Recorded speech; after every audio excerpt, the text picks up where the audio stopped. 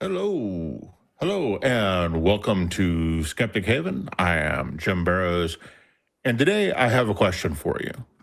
Based on Deuteronomy chapter 22, verse 13 through 19, if a man takes a wife and goes into her and then turns against her and charges her with shameful deeds and publicly defames her and says, I took this woman, but when I came near her, I did not find her a virgin.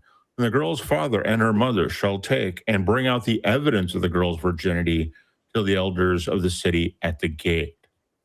Girl's father, and it goes on to, with the rest of it all the way through 18 or 19, to say, hey, prove it by providing a bloody sheet. And then if the man was lying, they fine him 100 shekels. And if the charge is true, they stone her. So there's a number of problems with this if you think your God is good. The first one is, where's the test for men's virginity? The second one would be, well, only half of women bleed the first time they have sex. So why is this something that will condemn all women? Anyway, if you think that your God is good, you can answer these questions why those are morally good by whatever standard you choose to use. You should call in, because the show, we're starting right now. This is Skeptic Haven. Let's talk. Hello. How are you doing today, Ember? I'm continuing to survive. Survival is good. It's sort of the benchmark these days, you know? Yeah, unfortunately, it seems to be the case entirely too often. So, and given just how horrible things are going right now, at least in this country. So, Quite so, yeah. quite so. But never fear, because God is in control. Which one? Who knows? Yeah. Jesus took the wheel and made off with it. Right. Well, he fell asleep at it, apparently. Not only did he take it, he fell asleep at it. Yeah. I mean, there's just all kinds of problems with that are caused by people with way too much religiosity and not nearly enough common sense. So, I mean, we're seeing our Hegseth, our Secretary of Defense. It's not the Department of War, it's Department of Defense, and always will be. Advocating for war crimes by saying we're not going to ask for quarter. That is required by the Geneva Conventions, which is law of the land, because we signed that treaty, and according to the Constitution, all treaties become law of the land. So, once again, we have a complete, flaunting of the laws. But more importantly, what's the biblical for doing that? I mean, unless God's speaking directly to him, in which case maybe he needs professional help. I don't know. But it would be interesting, too, to see what the biblical side of this is. I mean, it's not a provoked war. There's no evidence. But anyway, I think more interesting is kind of the questions that we're involved with too now socially, right? Rather than big political questions like, why are we blowing up the Middle East again?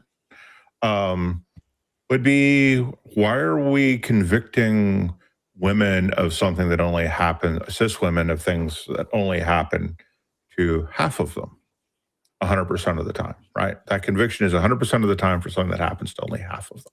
How is that moral?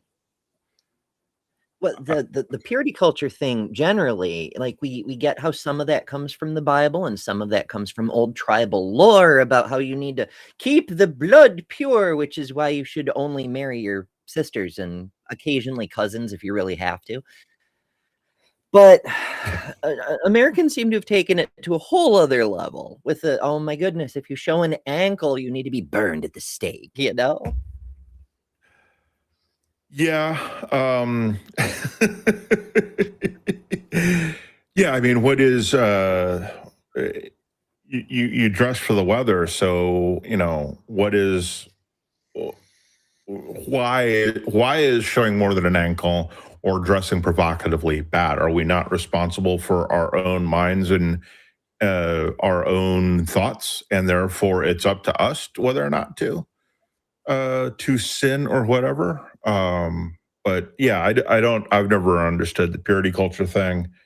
Um, It's just control. It's just excuses to control other people's lives. Like, they oh can yeah, yeah, dress it up with any kind of justification they want, but just like all the rest of the religious baggage, it's just to control the people.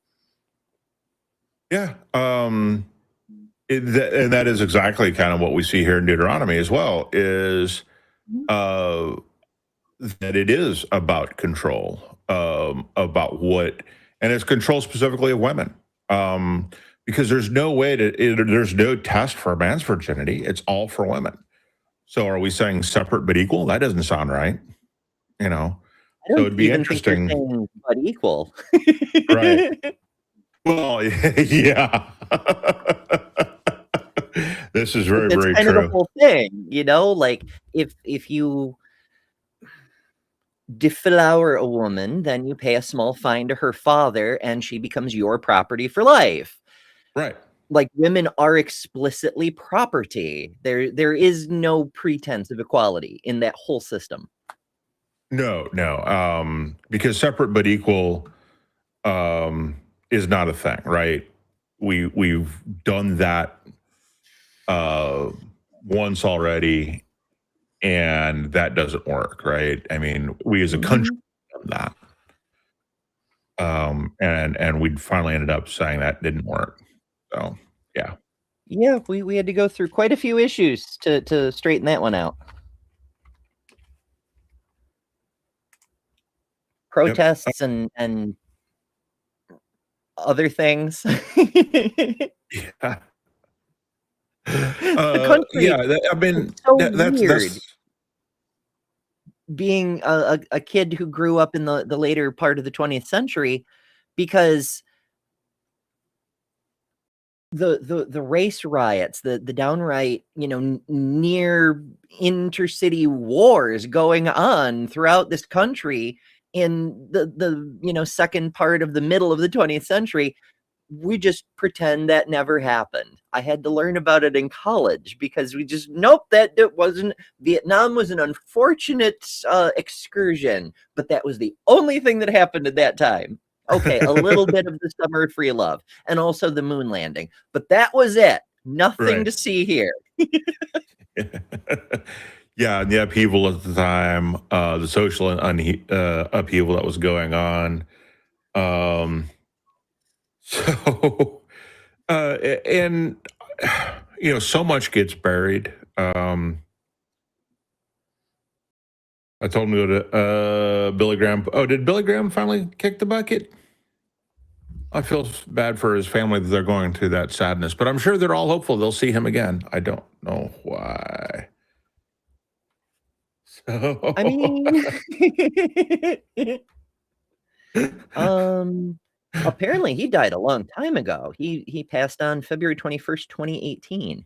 oh, okay. Well, I don't know what that comment was about. Then that comment led me to believe he may have recently kicked the bucket and stopped his nonsense. So I just think I it's keep interesting thinking about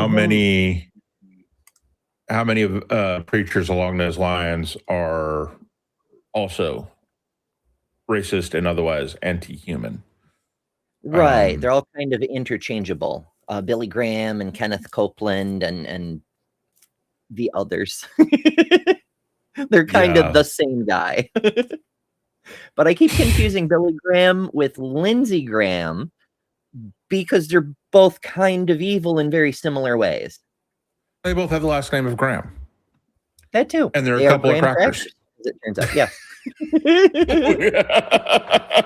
We both went for the same joke at the same time. It was right there. Like, you might say, the shiniest, most delightsome fruit hanging off of the tree of forbidden knowledge. Well, that's, it brings up something else that's just like kind of fraught with God not being moral, right? So Adam and Eve didn't know what good and evil were before they ate the fruit. So why were they punished? Because they didn't know it was bad. You don't punish a 3-year-old for lying until you explain to them that why lying is bad, and you set that moral ground, you set that moral bar for them, and then you can, apply correction at that point. And yet God says, no, you're being punished, even though you didn't know it was wrong. And then I'm not only that, but I'm going to punish your children. If God is the moral standard, should we also be punishing the children of criminals? Because that's the standard.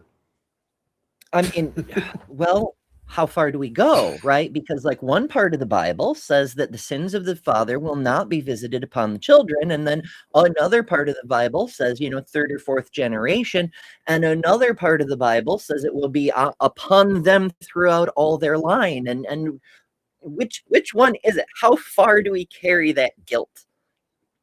Right. Exactly. Substitutionary atonement. How's this moral, right? There is no legal system that I'm aware of that says it is just or proper for a dad to sacrifice, to take a son's punishment, or a son to take a dad's punishment. If the dad does the crime, dad does the time. Sonny boy doesn't get a chance to do the time. No one thinks that's moral, and yet that seems to be the standard for God. So if God's the standard for morality, should we do that as well? Allow a son to step in or a complete stranger to step in and take someone else's prison time? Well, there's the son taking the place for the crimes of the father, which we see throughout the whole point of the New Testament, as I'm given to understand. But Yeah. also there's this precedent of the child bearing the penalty specifically for the father, like in Noah's Ark story, the curse of Ham. Cursed be Canaan, even though Ham is the one who did the ostensible offense. In the story of David, it wasn't he who was punished, but his offspring. And in Job, yet Job had a bad time, but it was his kids who died. Right. So what these are all direct actions by God, not even like a commandment for how society should handle things, but God himself, according to the story, doing these things and saying, I will smite you by messing with your offspring. Yeah. And then there's that Leviticus 24, where a bunch of kids make fun of I forget which prophet off the top of my pointy little head, and God sends bears to go kill them. So yes. is ridiculing someone? Yeah. Is that worth the death penalty? Should we be doing, if God's the source of all morals, should we be doing that as well? Well, God loves killing children. Remember what the psalmist wrote about smashing babies upon the rocks, something, the most delightsome, happy, joy, whatever. I could look it up, but I don't care. No. Well, I'm sorry. Leviticus 24 is the son of an Israelite woman blasphemed the name and curse. So they brought her to Moses. They put him in custody so that the command of the Lord might be made clear to them. Bring the one that cursed outside the camp, and let all who heard him lay their hands on his head, and let all the congregations stone him. So cursing God is stoning. Okay. Should we implement that? I think there are people who would actually say yes to that. That doing such a thing should result in you being stoned. It was 2 Kings chapter 2 is the one where God cursed them in the name of the Lord, and 2 female bears came out of the woods and tore up 42 lads of their number. So yeah, I mean, are those moral? Is that moral? it does settle one argument that's been tearing apart the internet for a while. How many angry humans would it take to subdue a single bear? And it turns out if you've got 2 bears and 42 strapping young lads is insufficient, then we know 21 young lads versus a bear, not enough.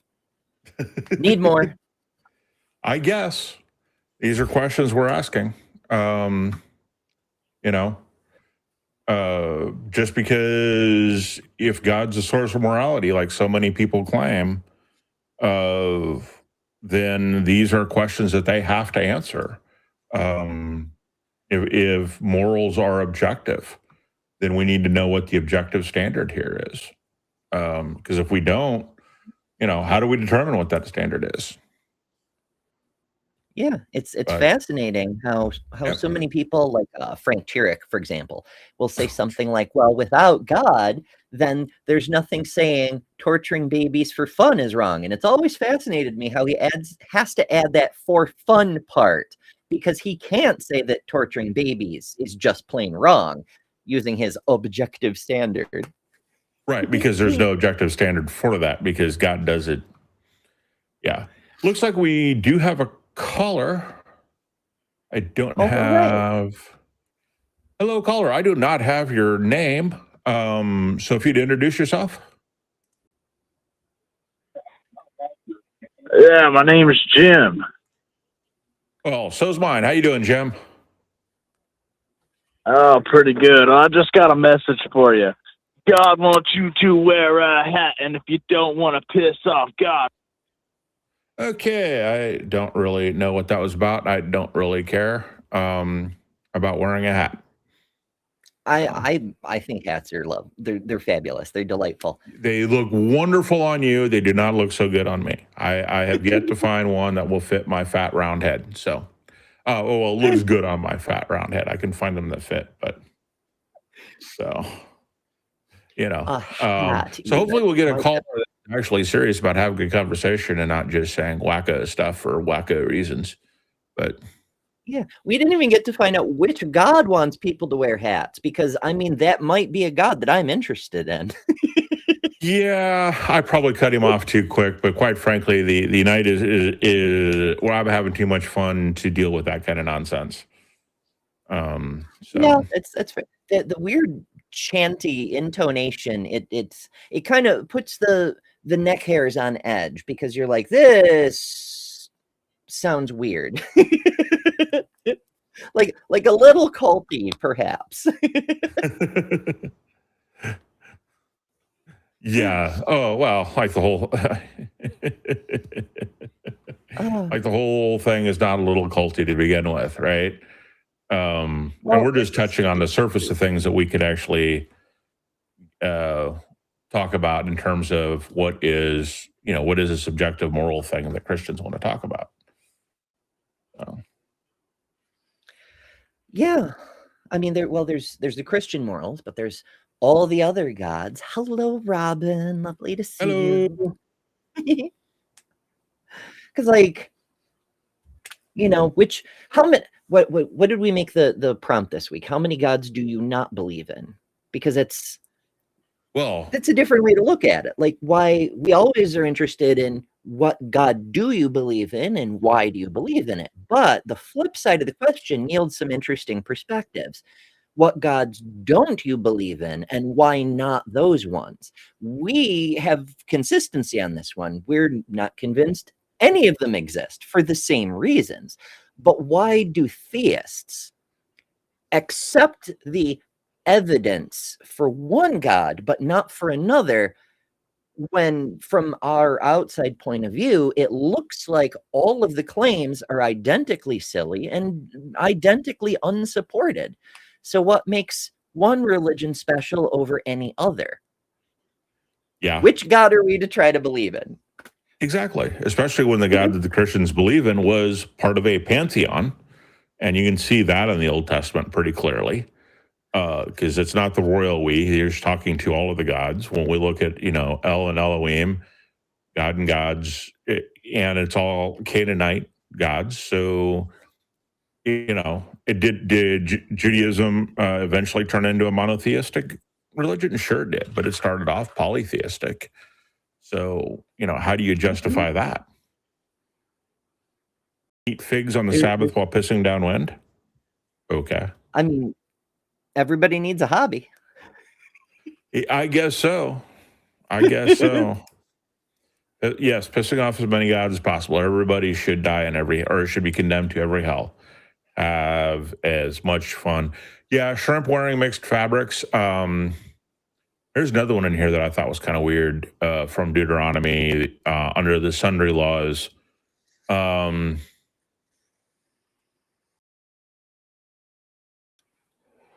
let's see, what is it? You shall not plow with an ox and a donkey together. Don't know anything about plowing. Granted, the ox would be pulling more than the donkey, but okay. Well, they don't like to mix things, like don't plant two kinds of crops next to each other. The mixed fabrics, of course, keeping. Well, I worry a lot of what they do. It goes back to that purity culture thing. Is they worry about the purity of bloodlines. They don't want, a horse next to a donkey because you may end up with a mule, a mixed breed. Oh, heavens to Murgatroyd. And maybe they're worried about the same thing with oxen because they lived in a time when people believed in minotaurs and shit. So maybe they could crossbreed. Who knows? You've got two different kinds of crops. You may end up with a crossbreed crop, and then things would be weird. And it's all about purity. Right. Yeah. That doesn't, none of that stuff makes any sense. The crops there might be something there that people have observed where they're like, you put two crops together, neither the one grows very well, but what does together in the same field really mean anyway? How much of a distance should you put there to prevent that? If that is the case, there's none of that there. It is, so. It's true. And sometimes crops do interfere with each other's growth, but there's one of the tools in the toolbox for integrated pest management, for example, involves alternating crops because some crops prevent pests from getting to other crops. And so they all grow a little bit better together, sort of thing. Yeah. And sometimes crossbreeding things gives you neat stuff like lemons. Or easy to hold bananas. Yes. Ray Comfort's a big fan of that one. Yeah, he is. Oh, he's an idiot. It's funny when people say, when life gives you lemons, yada, yada, yada, because life doesn't give you lemons. Our ancestors went to a great deal of trouble to create lemons. You got to make your own lemons in this world, Yeah, very true. I think broccoli's the same way. I think broccoli's another one of those that we've gone out of our way to 10,000 years of controlled breeding to make broccoli be broccoli. Imagine that. Lemons are so much better. It depends. There's other variants, right? Like there's cauliflower, which is like broccoli that went wrong. There's cabbage, which it's the same plant, but it's like lettuce that went wrong. Like there's kale, that's another variant off the same plant. So there's broccoli, and then there's even worse things. Yeah. Why is eating shrimp or lobster not a good thing? I'm okay. So my pet hypothesis is we know from observation of the natural world that everything eventually turns into crabs. That's the carcinization thing, right?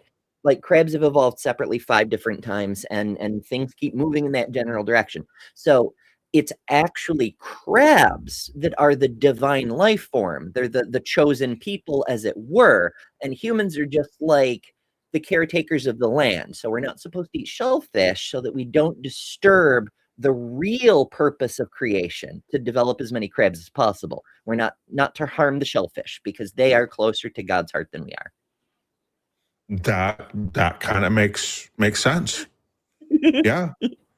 And the oceans are warming and things are going badly because we're pulling too many king crab and too many crab out of the ocean, and lobsters. We have turned them into delicacies. The lobsters used to be the cockroach of the sea, and now they're mighty tasty. They are. If God didn't want us to eat shellfish, why are they so tasty?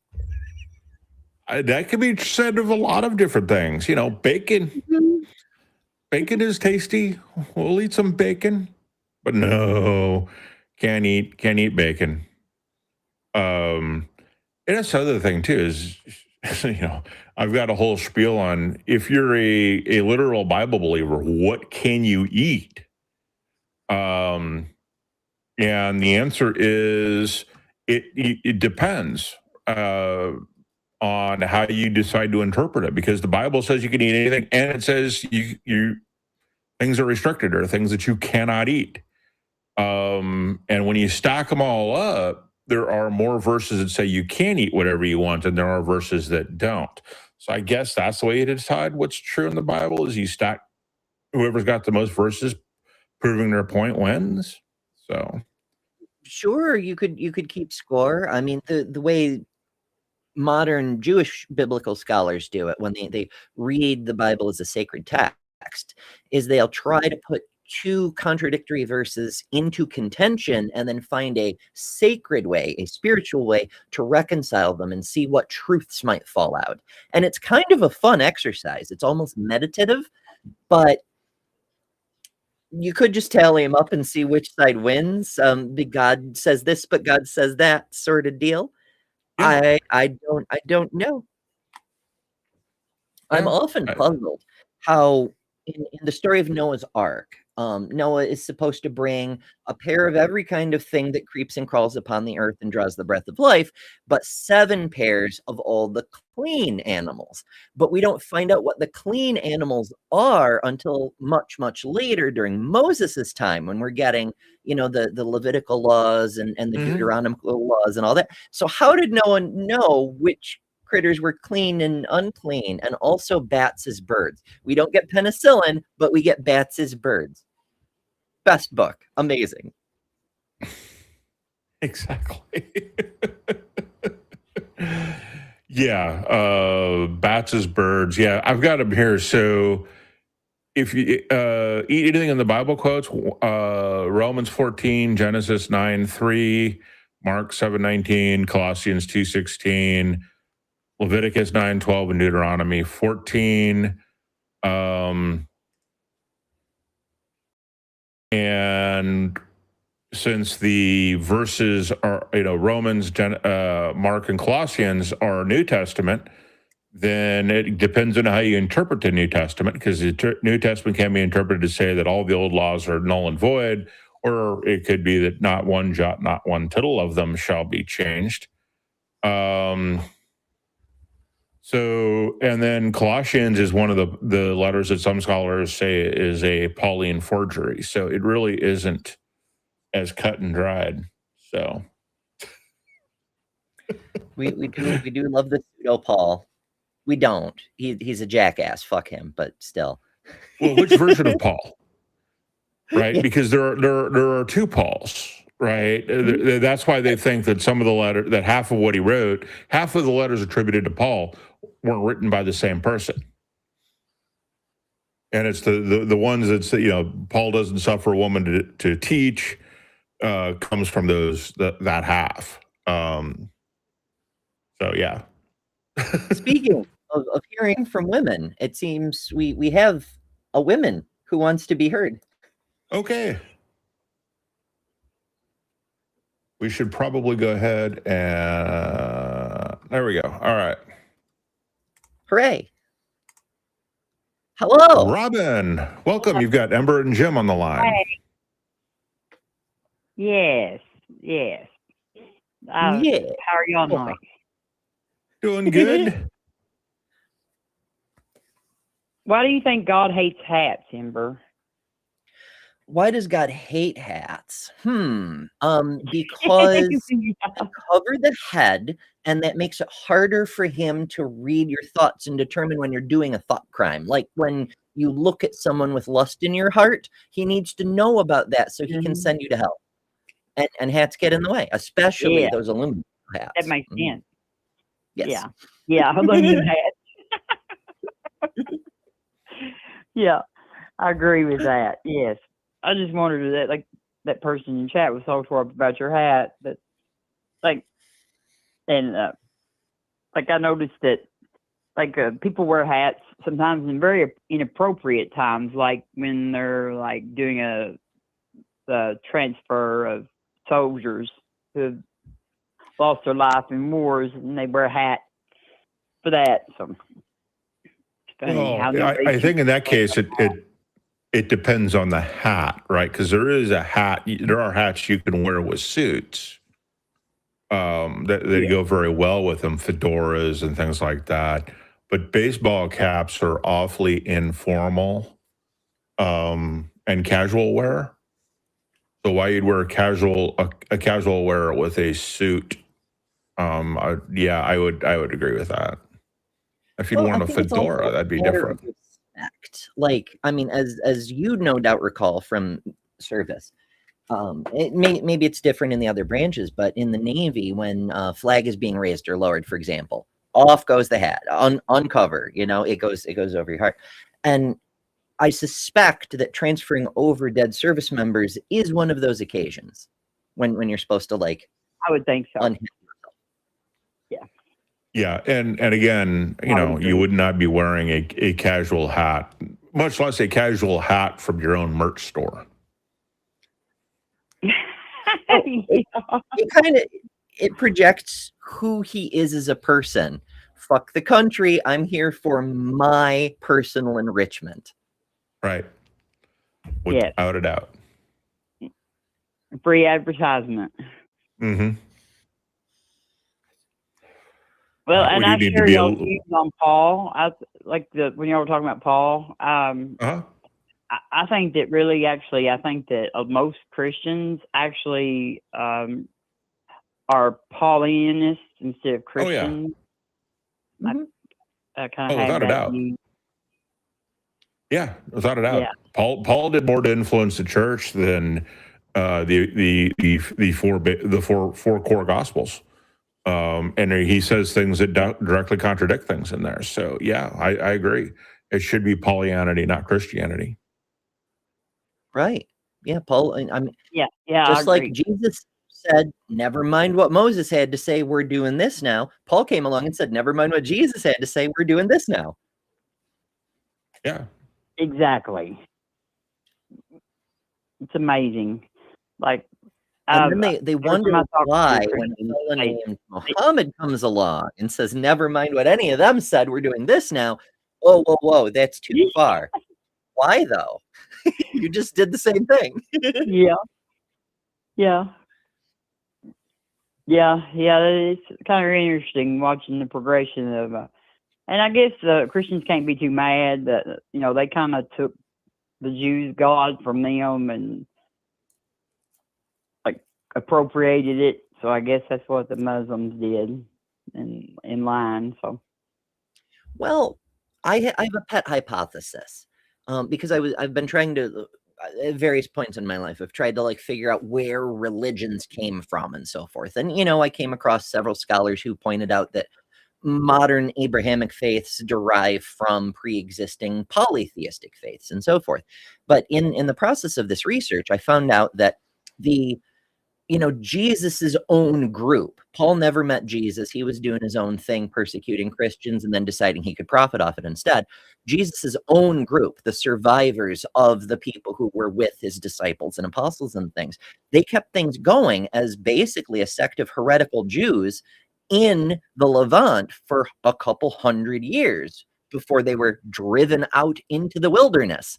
And the funny thing about that is, these heretical Jews, they get driven out into the wilderness, and then almost exactly 100 years later, here comes this group of people with the name Jesus Christ on their lips, who are basically heretical Jews with some other interesting ideas mixed in now. I can't prove it, but it's an interesting idea to think about, that Jesus's own followers mixed with the locals in what's now Saudi Arabia, picked up some of the folk ideas, and Islam is what happened. They're the true Christianity, so to speak. Yeah, Yeah. it's kind of like it's kind of a stew of stuff over there, Watching, that's how the stew is made. It's interesting, but it's kind of annoying now this late in the years. It seems like we could get way past all that.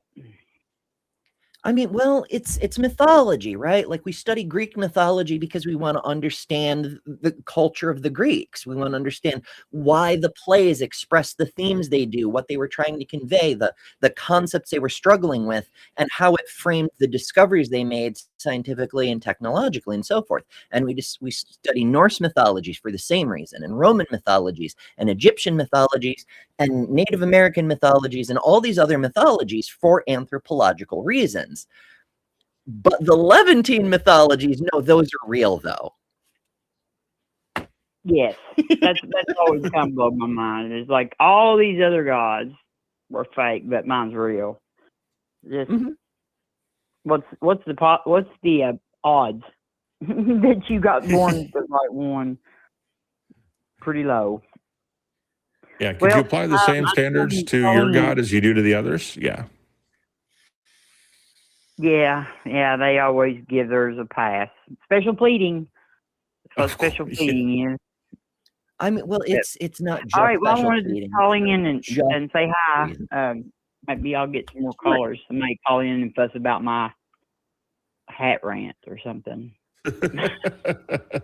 I mean, we could do a show about hats if people want. I mean, a few people have suggested that we might do a thing where when people send in super chats, I might change my hat just as like a perk for to make super chats happen. A little added bonus as a thank you to people who do send super chats, because folks, Skeptic Haven is a nonprofit organization. We're out here trying to do the Lord's work, you might say, and we need your support, because these call-in lines, they cost money. The streaming software, it costs money. There's so many volunteers doing stuff behind the scenes, but there's still bills to pay. And we keep trying to come up with, new content and expand our offerings and so forth. YouTube doesn't pay very well. We need your help. So if you can, don't put yourself out, but if you can, consider sending in super chats. Or if you don't want to do a super chat, there's other options. There's you can join memberships. You can do a super thanks if you're watching after the fact. There's ways. Or if you're poor like me, even just hitting the buttons that God gave you, they're there for a reason. Just click a few of them. Click all of them, in fact. Whatever. Well, don't click the dislike button. Only click the like button.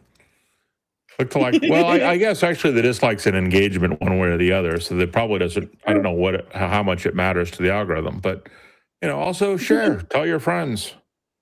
You got an annoying Christian that you want to have come talk to us? Have them call in. That would be awesome. Yeah. Send this video to your red hat Uncle Steve, who still thinks that cows are for reproduction or something. Actually, don't. I don't want to talk to Uncle Steve.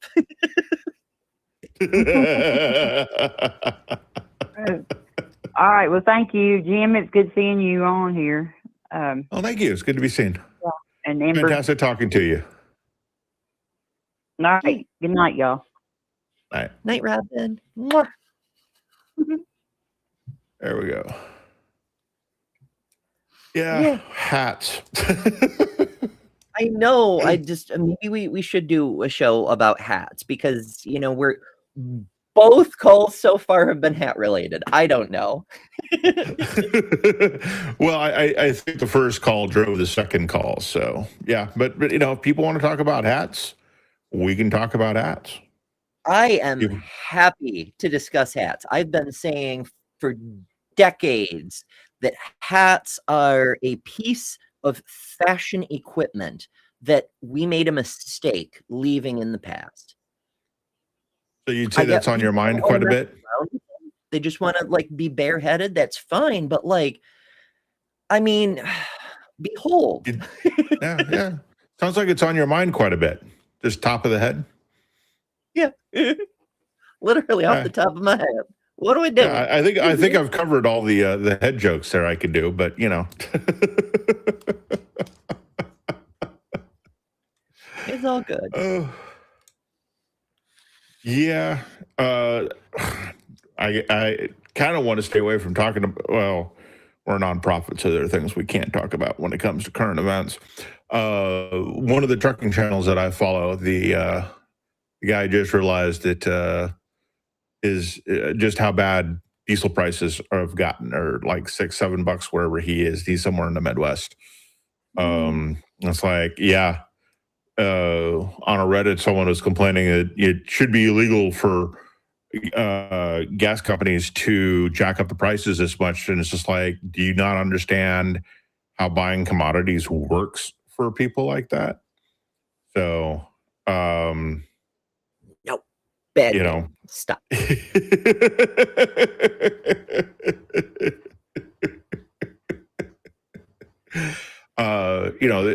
got, the gas station's got to plan on buying gas next week, and they need cash for it because, their current profit margins aren't enough to cover how much gas could go up in the next week. And, that is going to make things more expensive. And since so much of what we buy gets shipped by trucks, watch those diesel prices. They're going to go through the ceiling. And guess what that means? Everything we buy is going to go up. Eggs get shipped. Milk gets shipped. It gets trucked. So everything in your grocery store comes in by trucks and truck drivers. So guess what? Melania wears shats. Oh no. Oh. But it's true. Every single thing you buy came by truck. So if the cost of transportation goes up, the cost of the goods goes up too. Right. And until it does, and until the freight brokers and all of that catches up, truckers can't truck. So guess what? There's going to be shortages as the rapid rise in prices gets caught up until shippers catch up with what truckers are paying right now. It's all happening so fast that there are going to be disruptions. So, I mean, it's already pretty nuts. Like every company that I'd worked for while I was still active, they'd never gotten rid of their fuel surcharge from the freaking 2008 spike when the hurricane shut down refineries, which then reopened, but the prices just never came back down because why would they? Right. Yeah. Why would they? Exactly. So yeah. In this case, they will come back down after, we stop being stupid. But well, it's several assumptions baked in there. Will we stop being stupid? Well, I mean, all it takes is for somebody to, yeah.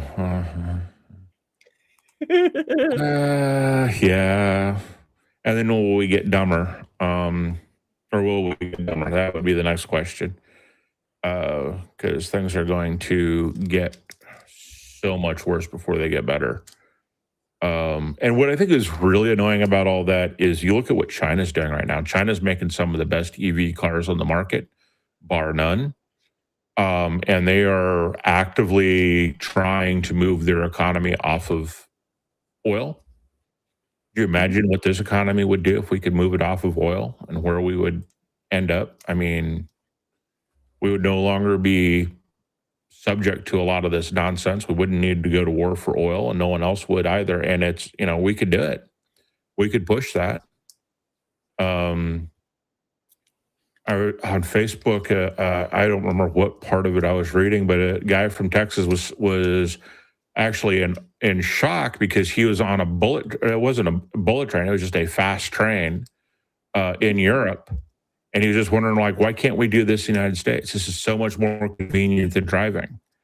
And it's like, well, you're in Texas. You should know why that's not possible, right? There's absolutely nothing stopping Texas from putting rail in from the Bay, Galveston Bay all the way to Dallas, through Houston, hook over to San Antonio, go through Austin, and then come up into Dallas, and you could do rail from there, and that would make that whole corridor get better.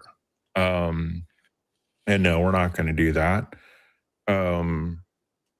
There's been a need for high-speed rail between Phoenix and San Diego and LA for decades now, and we still can't do that. California's got some halfway decent rail, but none of it's high speed, none of it's fast rail to cover Los Angeles and San Francisco and that kind of area. But yeah, why aren't we doing that? Why are we spending $5 billion a day? Makes no sense. Well, those brown children aren't going to blow themselves up. Yeah, that's true. That's true.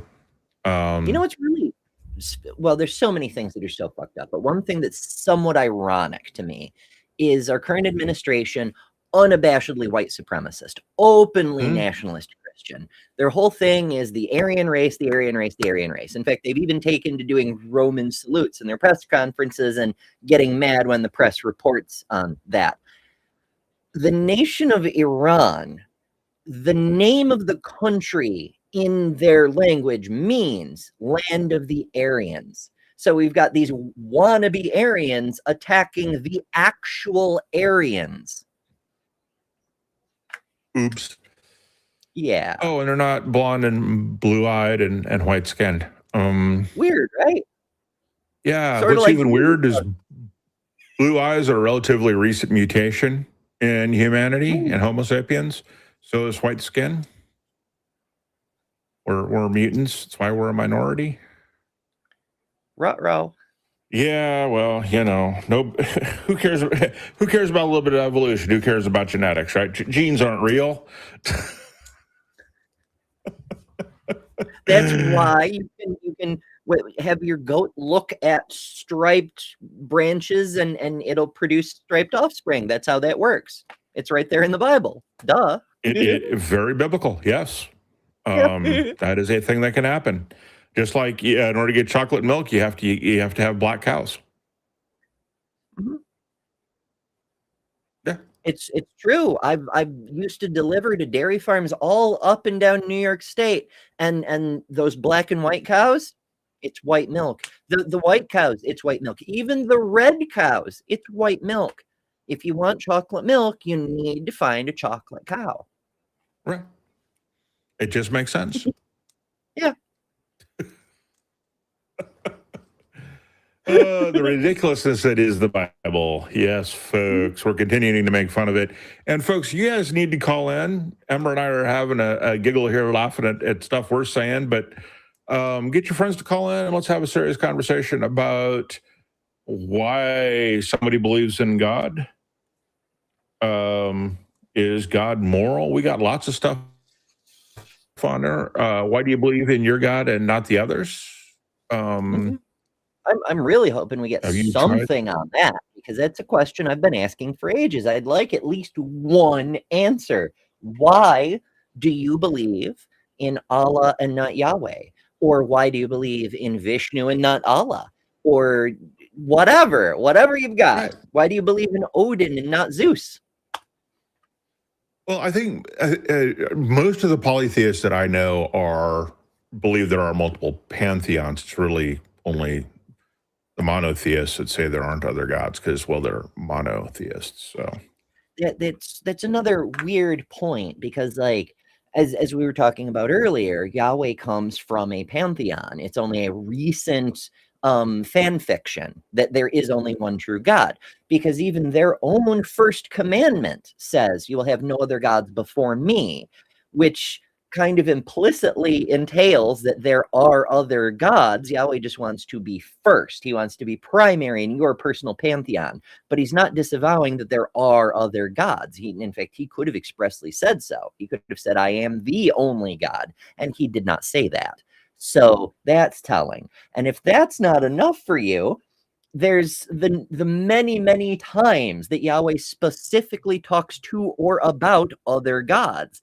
Like when he kicks Adam and Eve out of the Garden of Eden and says to the other gods, I have to kick them out because they've become like us collectively, the gods. Right. And no, the Trinity doesn't work here. Sorry, the Trinity is a logical impossibility that you Christians had to come up with so you could resolve all kinds of other logical issues. So to cover other logical issues, you created a huge logical issue. So that's just kind of... It's so much fun. Because you've got the Trinity and to some extent Mary, depending on which flavor of Christianity you've got. And then you've got Satan, who is at least as powerful as the Trinity, because even all three of them together can't destroy him. So, right. By my count, that's 5 gods in your monotheistic religion.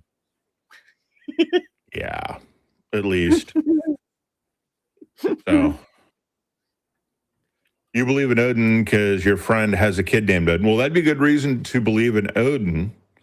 Does your kid throw lightning? That would be kind of cool. Well, maybe Odin will have a kid named Thor who will figure out the secret of lightning. Oh, wait a sec. We already did that, don't we? Because we're talking on electronic devices right now. Well, I don't know that all electronic devices actually count as lightning, because, I mean, lightning is a lot of electricity, more than the 5 volts we got running in most of our computers to run, memory and stuff like that. So, yeah. And somebody posted, who was it, Love something or other. And we're not going to talk to you in chat. All Love N2M. Why don't you give us a call? We'll be happy to talk to you. I don't know what you mean by enlightenment. I mean, there's that period of time called the Enlightenment, and that was definitely a secularization of Christianity. Yeah, I don't think I'd say it was an atheist phenomenon, but it was definitely a movement towards secularity. Yeah, and it was definitely a revocation of the Catholic churches being supreme, and then you start getting other churches all call themselves Christians. So, just creating more of a problem. You can't prove he's not. Well, if it's dry enough, you can drag your feet across the carpet and throw lightning. To an extent, yeah. Sure. Because your finger can't be touching. It's got to be a little bit off, so you can do that. Van de Graaff generators can also do some really cool stuff with that. So... Oh, yes, we know an astrophysicist Weasel who knows all about Van de Graaff generators. Yeah. They're kind of cool. They are. They're pretty neat. So yeah, humans can have superpowers too, apparently. But that was the nature of gods back in the day. It was just humans who were extra. It was whether they were bigger or stronger or had superpowers or lived a long, long time or got their hands on some kind of cosmic artifact, like Marduk, for instance. He was basically the cookie cutter that Yahweh is sort of a Xerox copy of. He divided the waters from the waters and spread out the heavens, all of these things that you may be familiar with from Genesis. He did it, centuries and centuries before. Well, which version of Genesis? Because there are 2 Genesis stories, so you need to be just like there are 2 Noahic flood stories. Now those are a little bit harder to pick out because the Noahic flood stories are kind of interwoven together, so it's a little bit harder to pick out on like the Genesis stories where it's like there are 2. So, Yeah, they like deliberately were woven together. Whereas Genesis 1 and Genesis 2 are just, this is a thing we see a lot in the Bible where there's contradictory stories. And so the elders just go, keep both and let the wise try to figure it out. Right, exactly. Yeah, no, But with Genesis are Noah, two they were distinct like, stories. together. Of Noah's flood, they're interwoven together, and so they're a little bit harder to pick out. But yeah, once you do, it's kind of like, oh yeah, there are two stories here. These two things do not, because otherwise, why does Noah enter the ark twice? He only needs to do it once. Why does he do it twice? Because you've interwoven two stories together. So, but yeah. I mean, the Gospels are 4 separate stories that get woven together. I think they're all fan fictions of Mark or whatever came before Mark, but yeah. Yeah, They were the first fan fictions. Pardon? Mark is an interesting one because, the true believers will tell us that certain historians back in the day reference Mark within the first century. But the thing is, the Mark that they reference is clearly not the Mark that we have today, because it's something like a book of Psalms or possibly even songs. Right. And that's not what we have, is like literally a Greek mythological narrative. It's right. Point for point, like done on a template, a Greek mythological narrative. Yeah, without a doubt. And then Luke, of course, can't be a eyewitness because he says he's not. He's a collector of stories. And John's the fan fiction, the super fan fiction there, where we get into all the supernatural stuff and God, Jesus is a sacrifice and all of the rest of that nonsense. So yeah, they're all fan fictions of Mark or whatever came. And Mark is probably a fan fiction of something else, because stories were told by word of mouth. So, but and yeah, it is not even good fan fiction. I have to admit that it is not even good. It's not even good storytelling, but especially by today's standards. I mean, if you want some good historical fantasy, the Dresden Files is fantastic. I have mixed thoughts. The storytelling is broadly okay. My issue with the Dresden Files is I only got through like the first 3 or 4 books, but it's the same plot. It's something unexplained happens, and Harry Dresden's partner suddenly doesn't trust him, despite all the other times they've been through exactly this scenario, and he's under suspicion.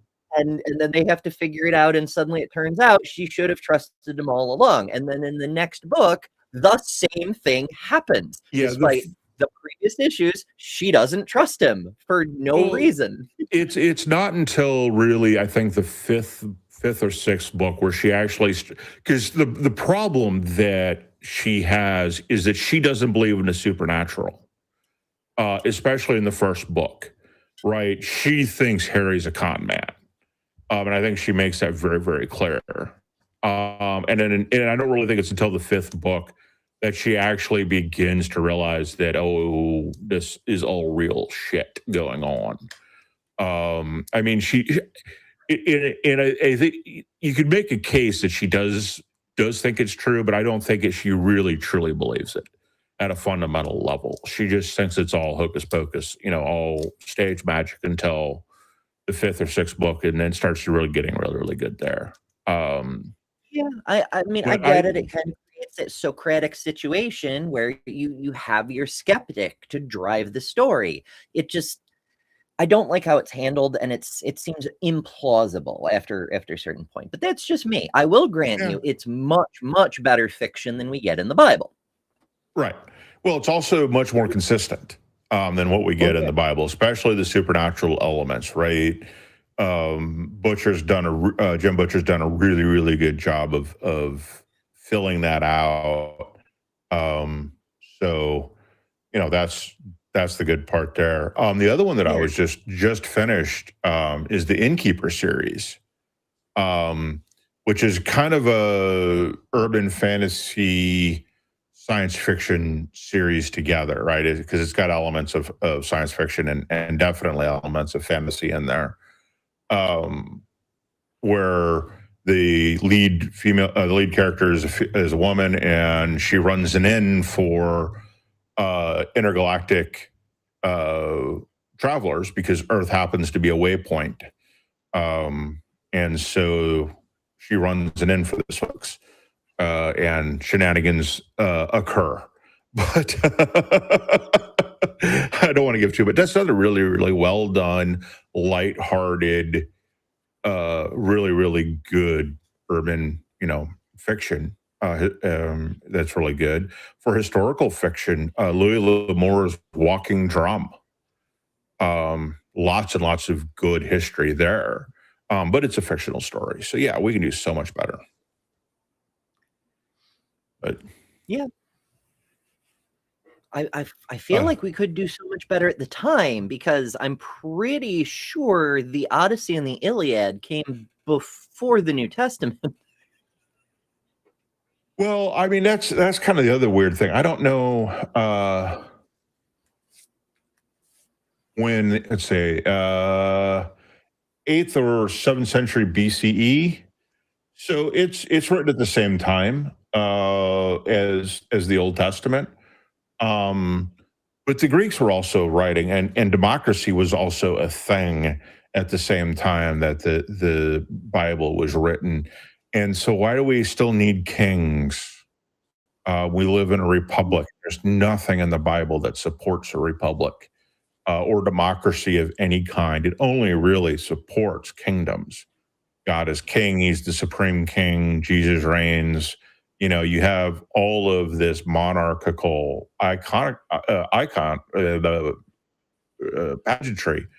It only makes sense if kings are the only way to go. And yet here we are in a democracy. So how do you get to a democracy from the Bible? And it's fascinating. It's another way that these kind of mythologies shape the cultures and the cultures that come after, because there's this concentration on the idea of kings, and it shaped all of future Christendom with the divine right of kings and so forth. And now we get a similar thing with sin. We found out on Thursday's show, Critical Call with AJ, that sin is an English-speaking concept. It's from a Germanic root word, that in the Greek Septuagint and the Hebrew Old Testament, the word that's used where we use sin means to fall short. God's goal is here, and by being a failing mortal, you don't quite attain it. And so you need forgiveness for not quite reaching the goal. But in the English-speaking world, it's more along the lines of, you are guilty, you have committed a crime, and you must be punished for it. And that has shaped the culture in tremendous ways. That's why we have fundamentalists who are so obsessed with, you're guilty, you're worthless, you're a sinner. That's why we have the flavor of fundamentalists we do, because of that one linguistic change. I'm shocked. There's too many people who think the King James Version is a good translation of the Bible. And it's not. But I mean, that's the other thing too, is if we look at how do you properly motivate human beings, and you go look at psychology, internal motivation, us motivating ourselves, is the number one way. Second to that is an immediate reward, then a delayed reward, and then immediate punishment. And the worst is delayed punishment. Well, God's first response is punishment, which is the worst. And then apparently hell, which is delayed punishment. So that's the worst, followed by, maybe a delayed, vague, unspecific reward. How is any of this motivating? And you'd think that if God had created us, he would have done a better job of finding ways to motivate us, because he created us. He would know that, but apparently he doesn't. It's very peculiar. And weirdly, Old Testament God does a better job than New Testament God on that, because, if you so much brought the wrong incense to his altar, bam, you're dead. No waiting until you finally pass on. You got instantly smoked on the spot. Likewise, he promised things in the future, but it was all tangible things. Like, if you do as I say, your descendants will inherit this kingdom, sort of deal. Cafe, that's a really good question. Why don't you call in and we'll talk about it? This is a call-in show.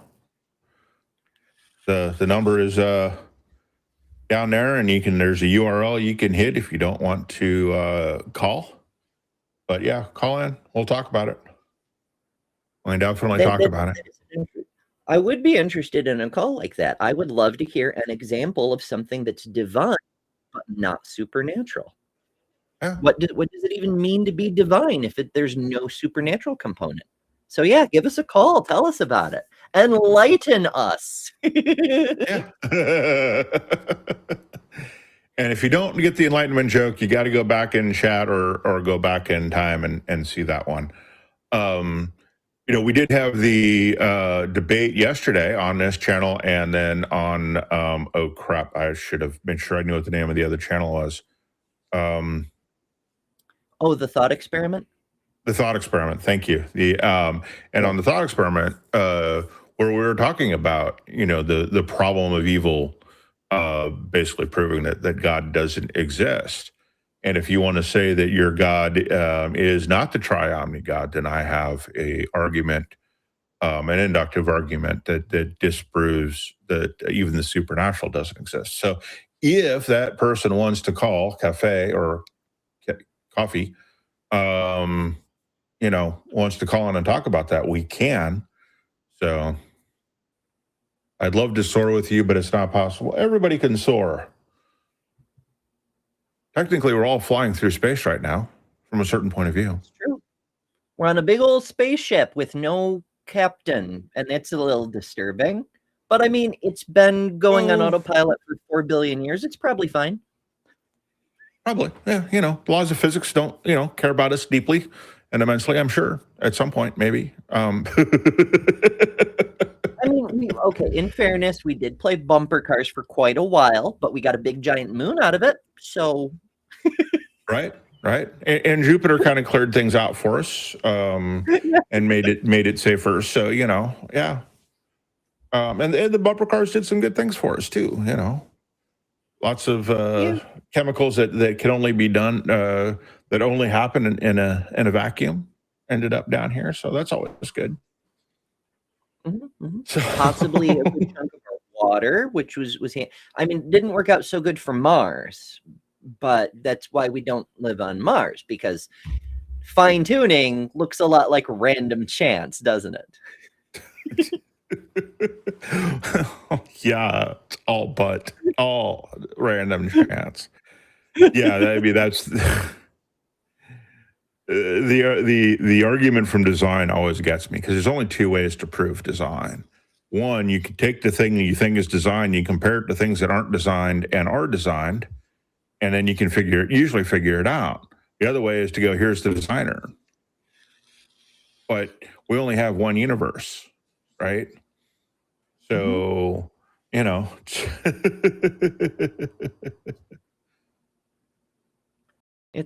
an adventure. Lionized Lamb, call in. That would be another good conversation to have.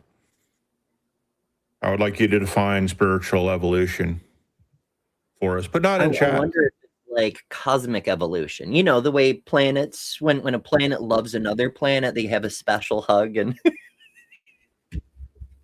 cosmic evolution. Well, I mean, scientists do talk about the evolution of stars, which is not the same thing as biological evolution, despite what certain Hovens want to claim that, it's all the same, but it's not. So, yeah. Well, speaking of hugs, a hug is just a strangle that's unfinished. Oh, no. Does that mean that we're all into breath play? I don't know. Sure. I always say that everything is a spectrum, right? Like, people are like, where are you on religious certainty? Well, it's a spectrum. Even people who are at zero, we have no belief in any of the thing. We're on that spectrum. Where you politically, it's a spectrum. Even people who are all the way on the farthest edge of the left, still a spectrum. Everybody's on it to some extent. Kink is like that too. Mm-hmm. Even if you know nothing about it, you're still on that spectrum somewhere. Unless the only thing you're doing is missionary, you do anything else and you're on that spectrum. Yeah.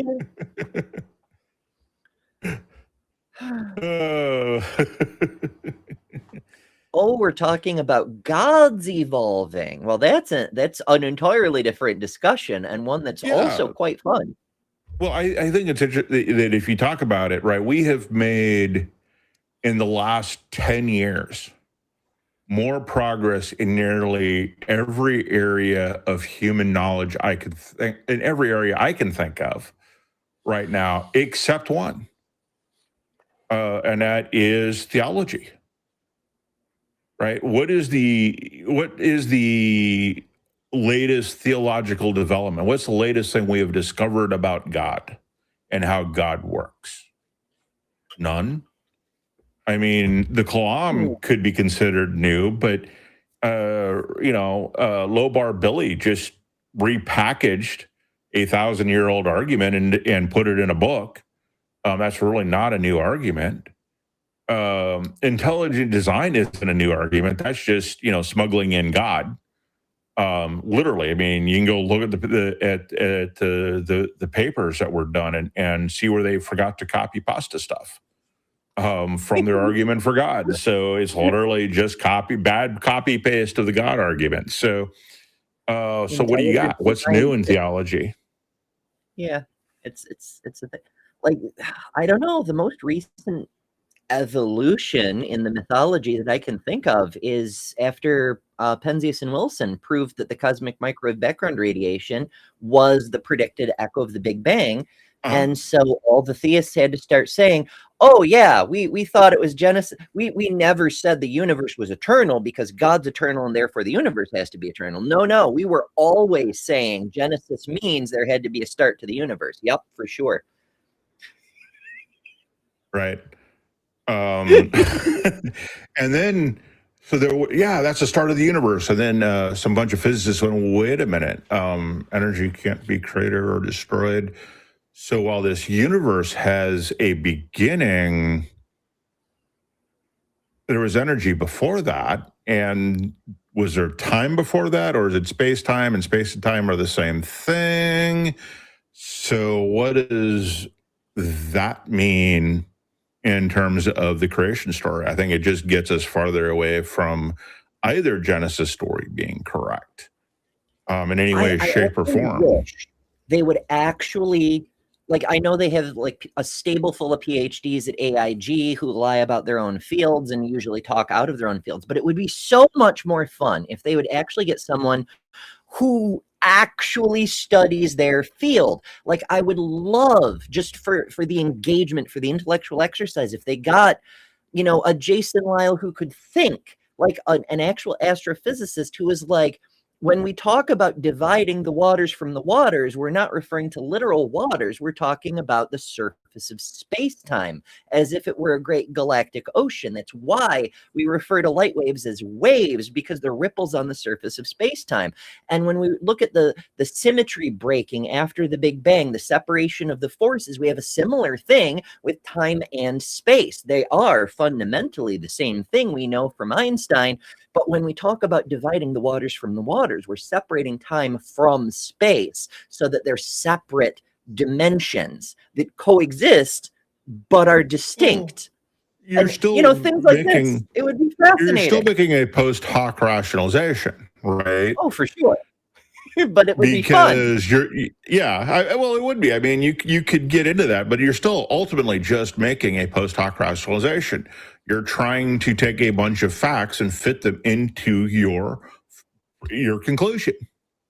And instead of changing your conclusion based on the facts, you're trying to fit the facts into your conclusion. And that is not science, and it is not rational.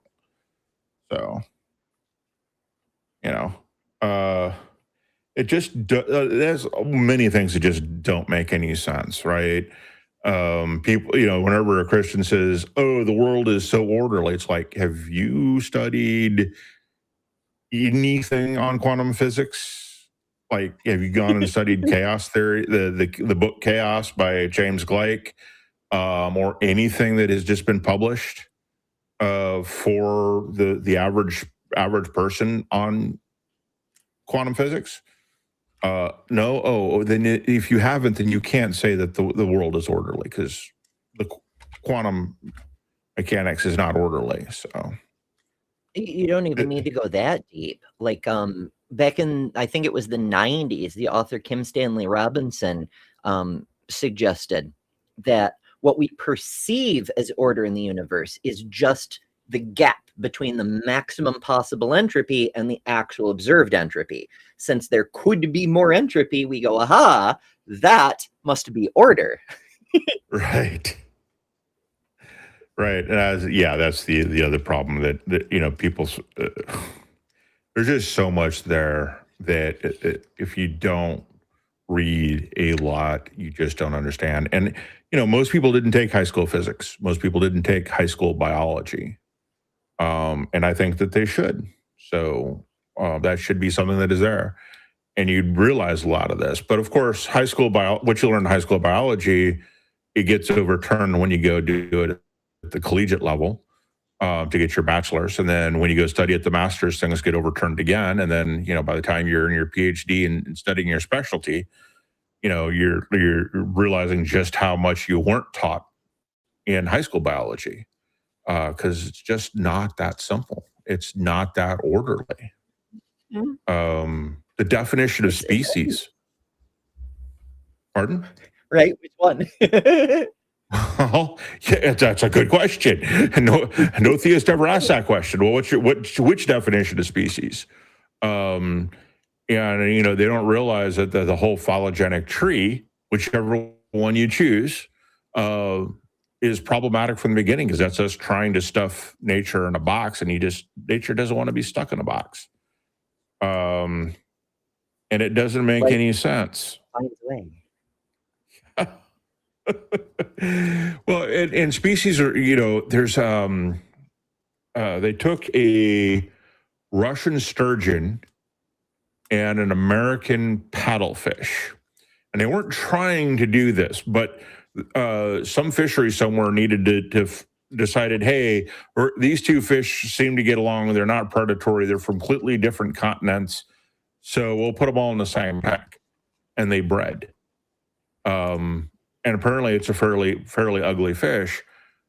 But they weren't supposed to be able to breed because they're different species. And that's one of the key things for species is they can't breed. And yet we have ligers.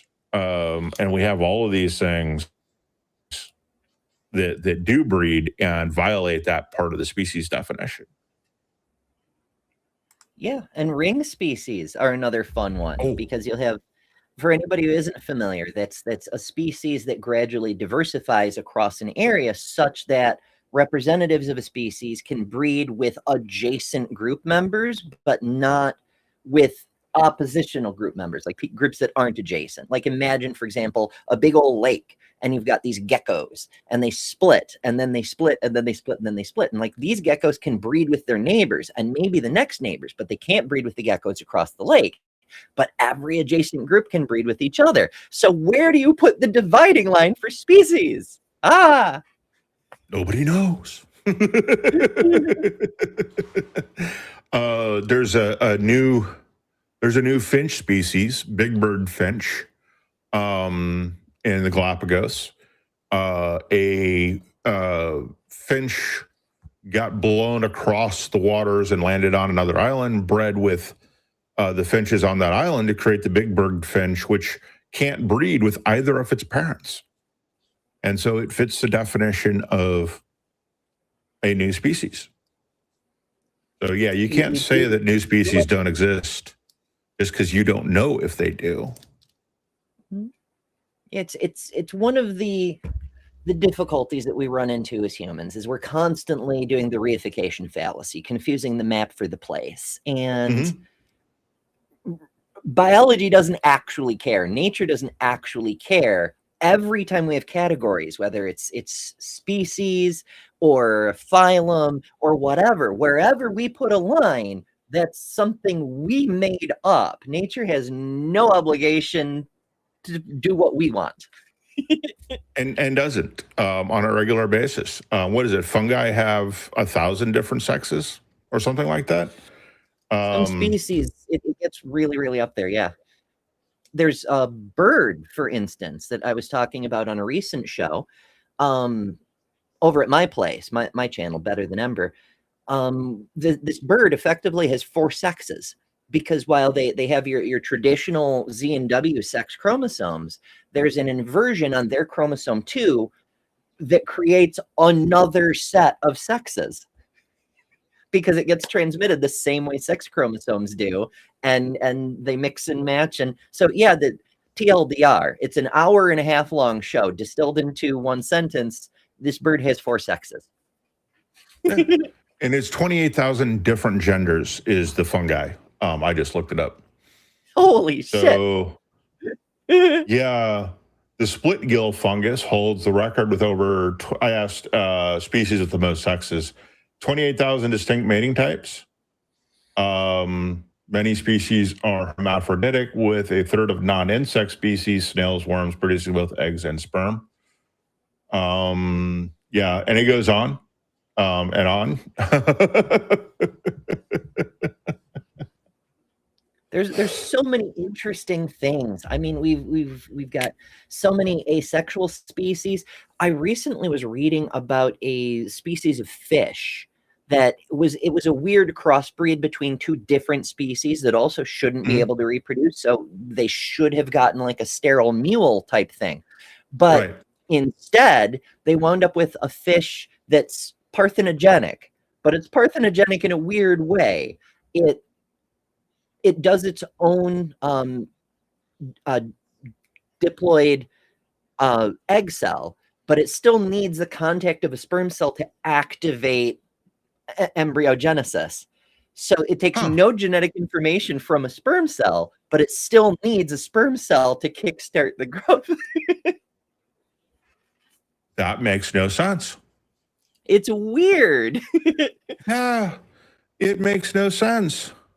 It's almost like the harpies out of legend, except these are entirely fish, right? Like how the harpies, they're half human, they're half bird, they lay eggs, and the eggs are always more harpies, but they need human men for some reason. Yeah. What is the Heinlein novel? Heinlein, Love is Not Enough? No.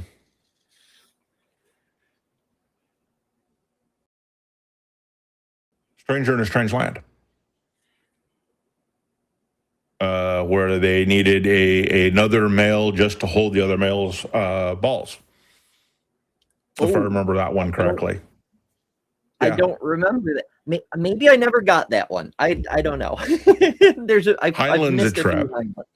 Heinlein is a trip. Yes, most probably known mostly now for like Starship Troopers. Although they butchered the book. Definitely. It's yeah. Cat Who Walks Through Walls is fantastic. The Moon is a Harsh Mistress. Is it The End of Eternity or The End of Infinity? I can't quite remember the title. It was a fun one. But yeah, when I read Starship Troopers, I was saying on the bounce for like a week, and no one knew what the fuck I was talking about. Right.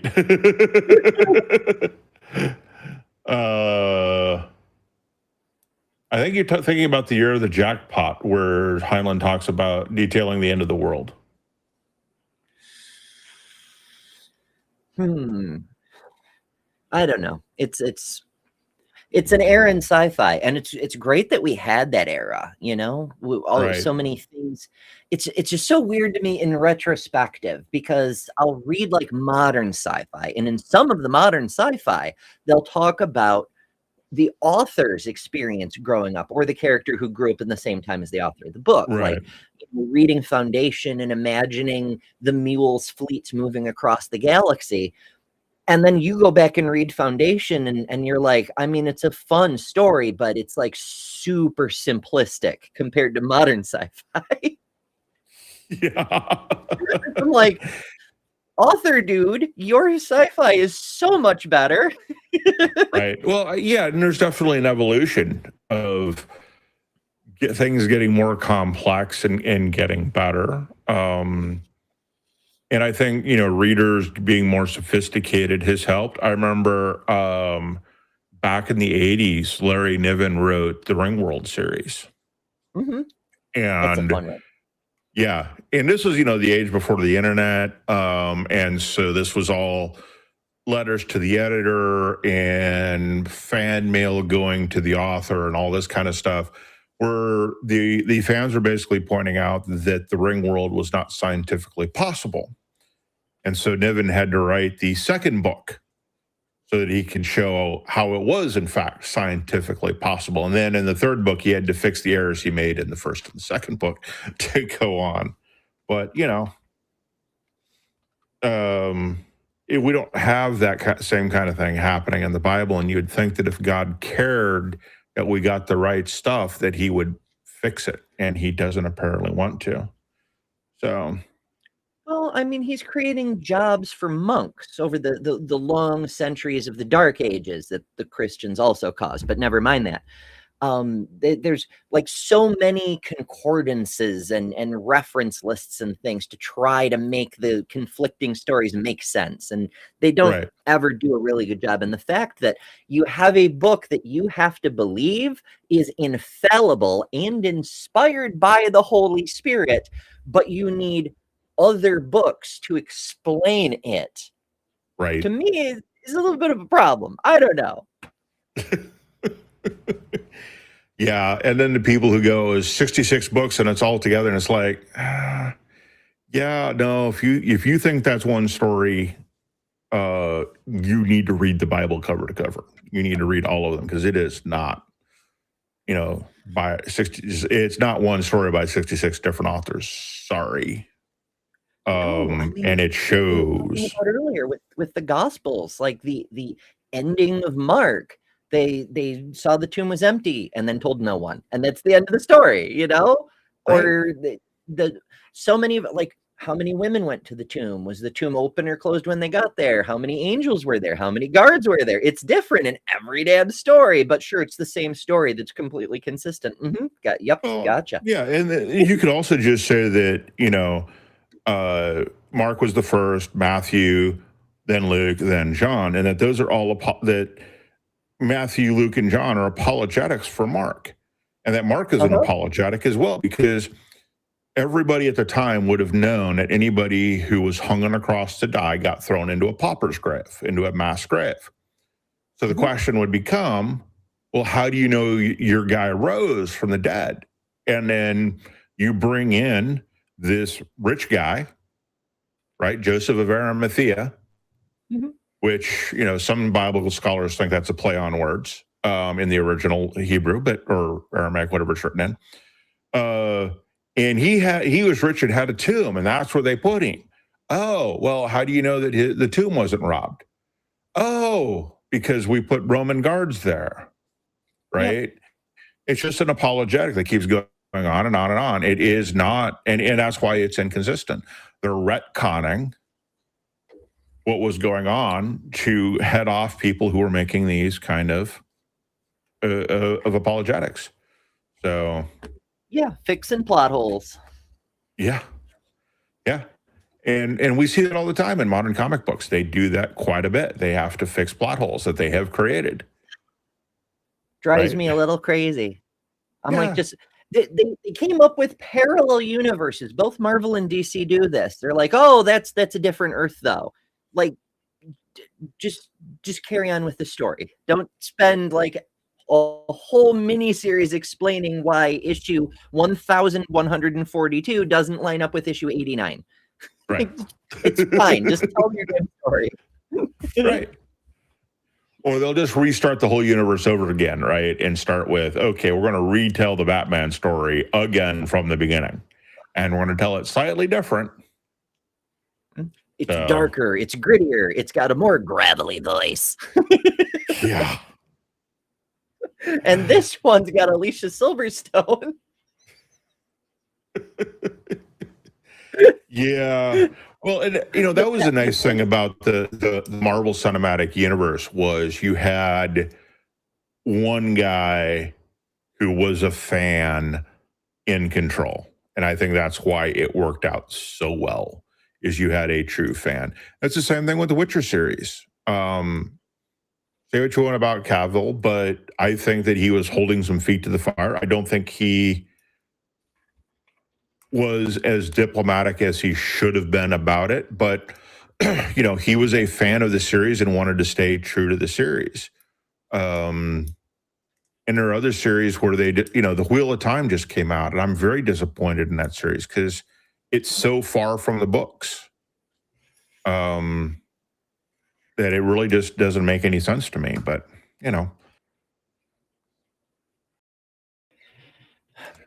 I don't know. I'm often disappointed by the non-book version of things, although it can go the other way. Sometimes we'll get a movie and then we'll get a novelization that tries to tell the story of the movie and then add more, and it doesn't often work very well. No. But I get it how they try to boil things down for the movies, and sometimes it works better than others.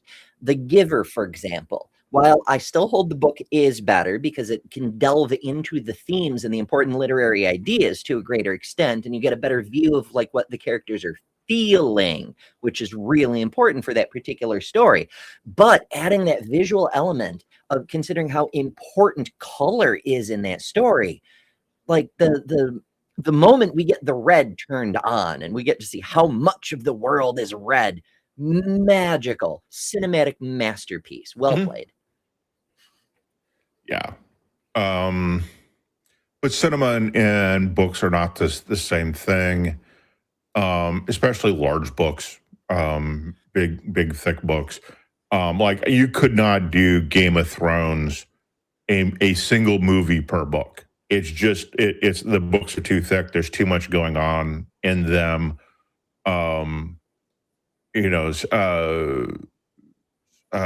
Same with, should I just mention the book series?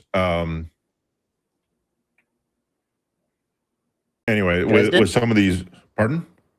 Dresden? No, Dresden, I think you could do a movie per book because he doesn't do, 700-page books. There is that. I was just trying to think of a series that we mentioned earlier. Yeah, but there have been the one with the Wheel of Time. Wheel of Time is. Oh, yes. Yeah, Wheel of Time. You could not do a movie per book. You have to do that as a series to tie them together because there's so many stories going on. And even then, I think a lot of viewers, because Jordan will leave his one group of characters in a place and then go tell the other group of character their story, and then you come back to it. And you kind of have to figure out, where they are in time. Are they all, so he's bringing you back up to date with the other group, and he does that quite a bit. And I think a lot of viewers would probably find that difficult to follow. And so you're going to make some changes there. But, books are different. Mm-hmm. So. We do love the books. So what are your thoughts on like physical books versus like say audiobooks? However you enjoy your book, enjoy it. Because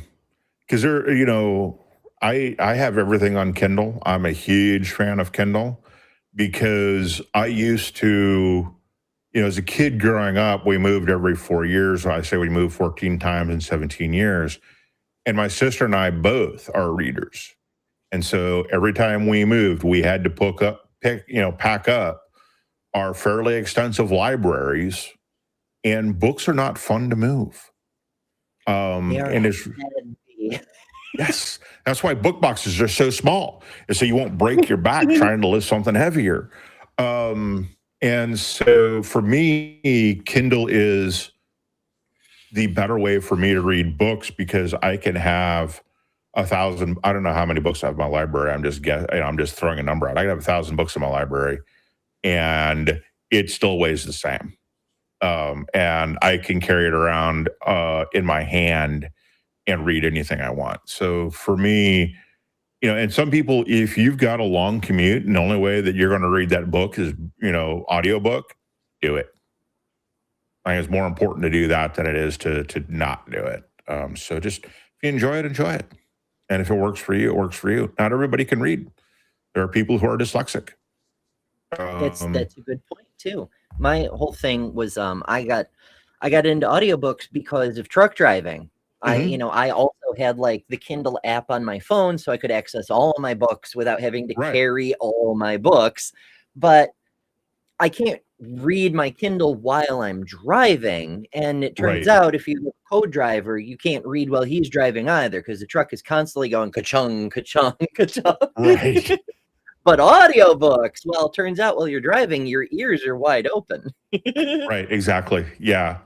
I've never had a problem reading in a car despite the road being horrible. It'll be interesting to see what happens. A truck doesn't ride nearly as nice as a car, so it'll be interesting to see how that, if I can talk my girlfriend into driving with me, how that works. But yeah. Yeah, however you need to do it, it doesn't bother me in the least. I wish there are a lot of books that aren't on Kindle, and it really kind of irritates me. There's a lot of philosophy books and stuff like that aren't on Kindle, and I'm like, I don't want to have to find a place to put this. So yeah. Again, it's sort of the same with audiobooks, for example. Dr. Kip Davis, one of the Bible scholars in the community, released a new book late last year. And, I was waiting for the audiobook version and waiting. And all my friends had their physical copies, and I'm still waiting. And to Kip's credit, he got it out before the end of the year, which was lightning fucking speed, but still there was that delay. Right. But that's what, one of those things where I think AI actually is helpful. You don't have to have a human reading it and to go through all of that whole nonsense. You can get it done, much quicker. But yeah, just, and some of the older books too aren't on Kindle. And some are. It's just really kind of weird. And some of the apologetics books aren't on Kindle, which is really annoying.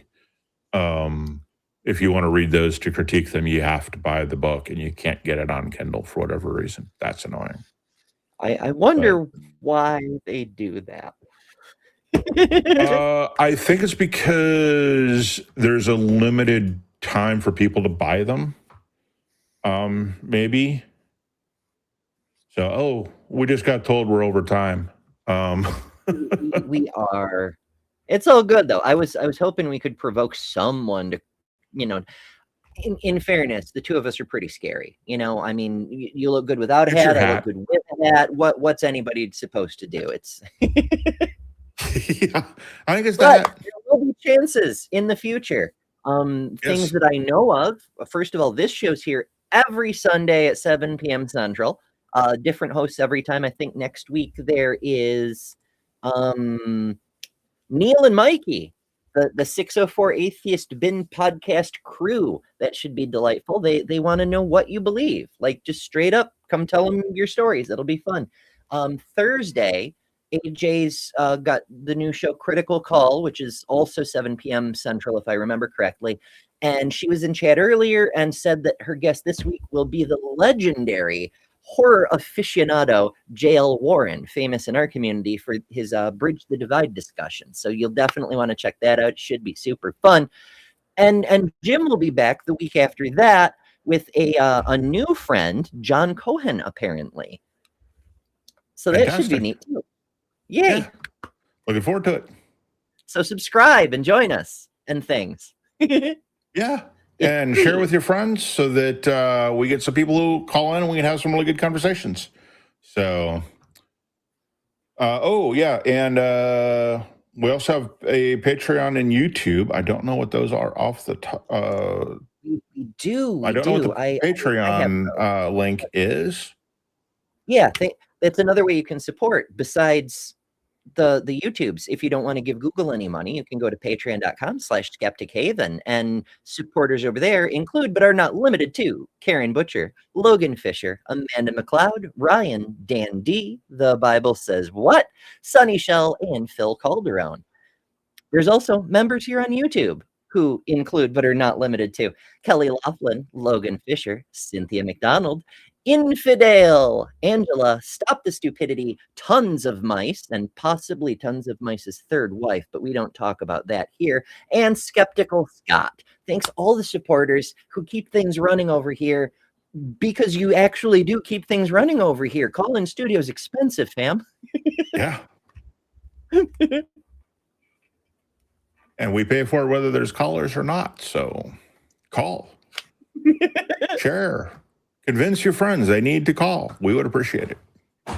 Hell yeah. Although we had a really fun conversation that ranged all over the place. All over the place.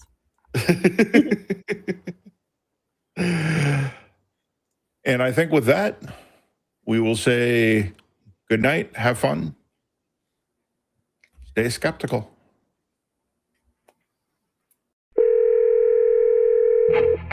This is Skeptic Haven. Let's talk.